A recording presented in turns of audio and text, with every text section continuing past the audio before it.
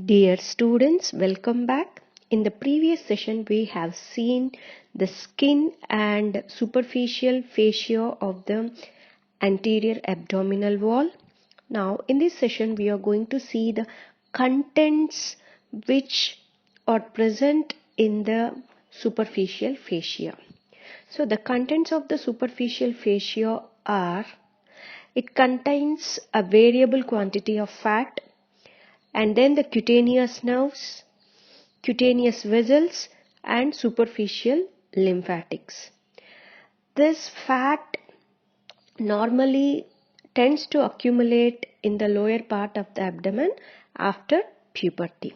Now, coming to the cutaneous nerves, the cutaneous nerves are the nerves which supply the skin of the anterior abdominal wall by the anterior and lateral cutaneous branches of lower 5 intercostal and subcostal nerve. That means from T7 to T12, and also by the first lumbar nerve. Okay. Now, the area near the xiphoid process is supplied by T7. The skin near the umbilicus is supplied by the 10th intercostal nerve, and the area near the pubic symphysis is by the subcostal and the first lumbar nerves. And the areas skin present in between these nerves are supplied by the intervening intercostal nerves. Now we will see one by one again how these are arranged in a serial order.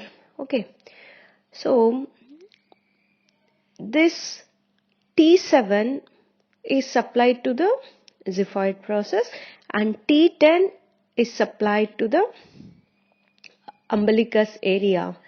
And coming to the remaining nerves, that is the subcostal nerve is T12, whereas the L1 branches, so the nerves which are coming from the L1 are iliohypogastric nerve and ilioinguinal nerve.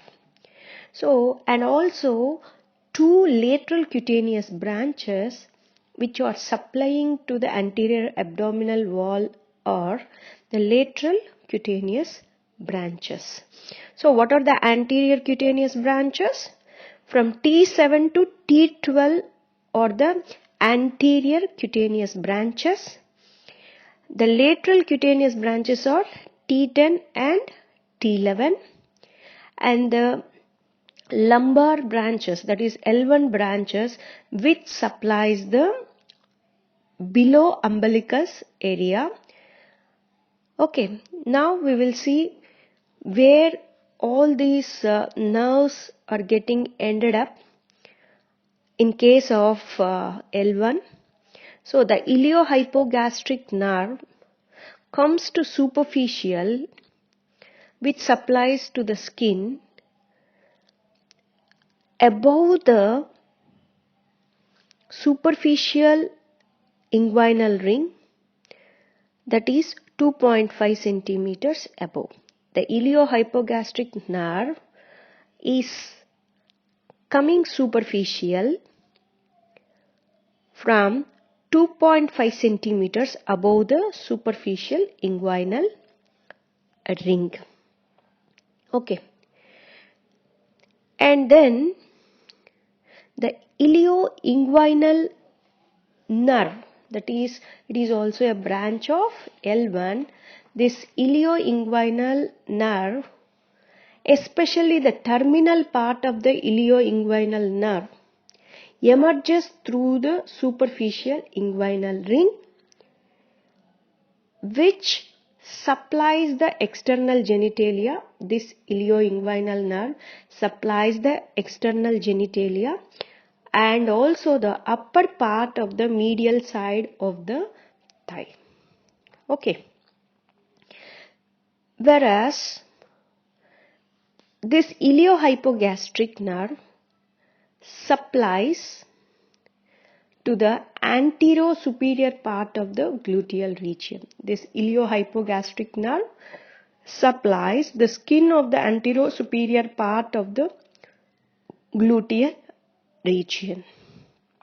And this lateral cutaneous branches, which forms from the lower two intercostal nerves, that is T10 and T11, which supplies to the sides of the abdomen. So this will supply to the skin which are present on the sides of the abdomen.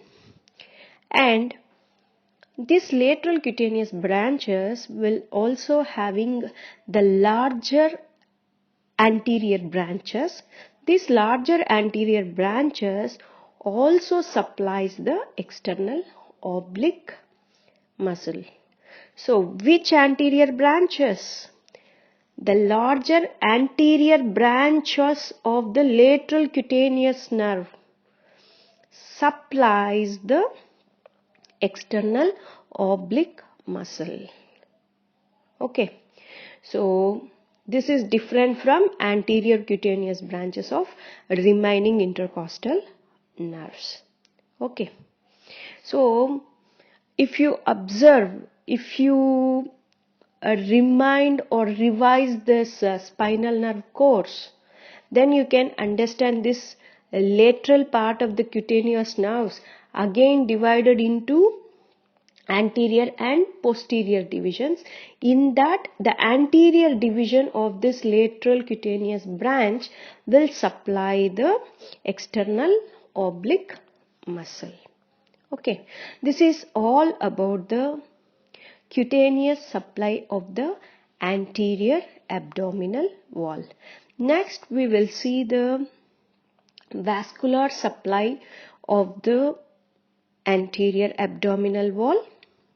Here we can see the cutaneous supply, that is cutaneous arterial supply of the anterior abdominal wall.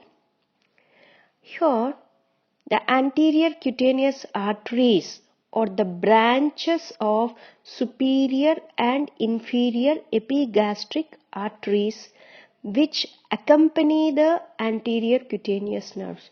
So here this one is the superior epigastric artery, which is a branch of internal thoracic artery.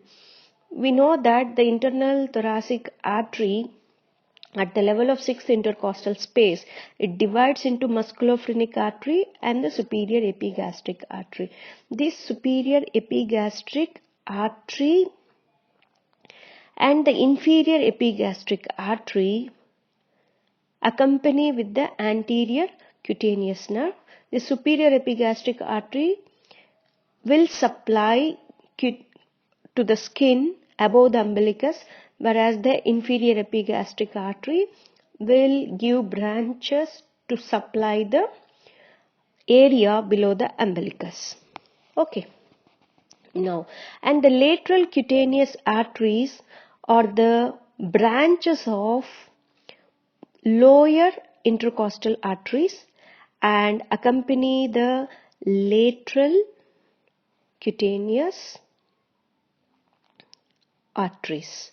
Okay. So the lateral cutaneous arteries are the branches of the lower intercostal arteries, and this will accompany with the lateral cutaneous nerves. Okay. Now coming to the superficial inguinal arteries. So the superficial inguinal arteries are 3 in number here. So one is the superficial epigastric artery and the superficial external pudendal artery, and next one is the superficial circumflex iliac artery. These are the three arteries which arise from the femoral artery. So what are the superficial inguinal arteries? The superficial inguinal arteries arise from the femoral artery, and these three arteries supply the skin of the lower part of the abdomen.